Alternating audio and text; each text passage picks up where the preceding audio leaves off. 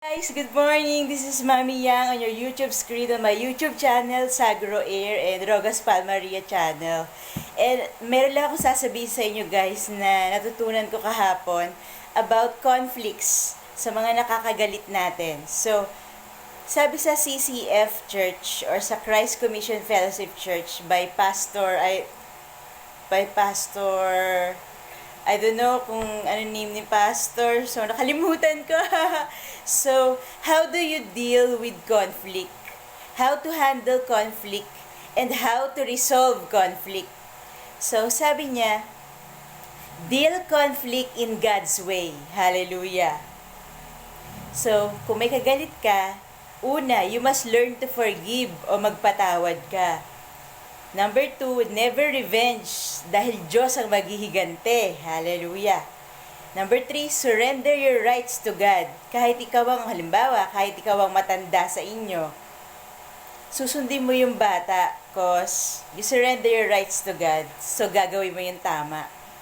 So, focus on God's grace. Ibig sabihin nito, guys, because God's grace brings salvation, o ang kagandahang loob ng Diyos ay can change lives, sinners' lives. So, grace of God gives power and strength to solve conflict. Hallelujah. So, humility and surrender is living by God's grace. So, yun dapat ang gagawin natin when we are in conflict. So sinners receive the grace of God. Hallelujah. Kung sa kagandahan loob ng Diyos o ang grasya ay umaapaw sa Panginoong Diyos. So, malalaman ng mga kagalit natin na, ayun, totoo na ang Diyos mabuti sa ating mga buhay. Hallelujah. On how we deal with conflict. So now guys, napansin nyo, we are so blessed. We have the promise of God in the end. So, ano ba ito? Sabi kasi sa Bible, we as children of God, we belong to God. We are set apart to Jesus for God. We are temple of the Holy Spirit.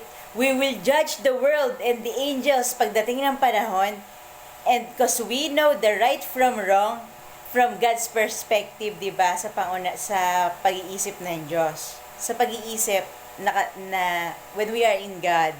So, God's people, we are a child of God, we are a saint, and we will gonna reign pagdating ng panahon. So,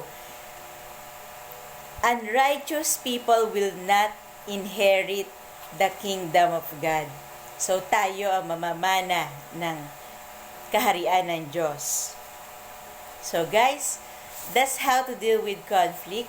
So, kung may kagalit tayo, gawin natin yon. Forgive, never revenge, surrender your rights to God, and focus on God's grace. Sigurado yon, mawawala na yung kabigatan ng loob natin kung inaaway tayo ng mga tao. Okay, guys? So, that's it for now.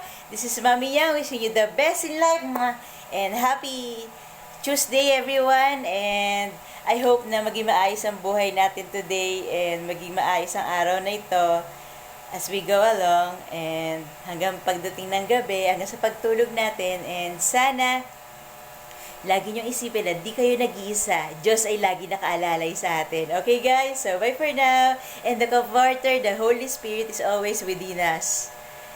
Always pumapatnubay sa atin sa lahat ng bagay na pinaniniwalaan at ginagawa natin. Okay?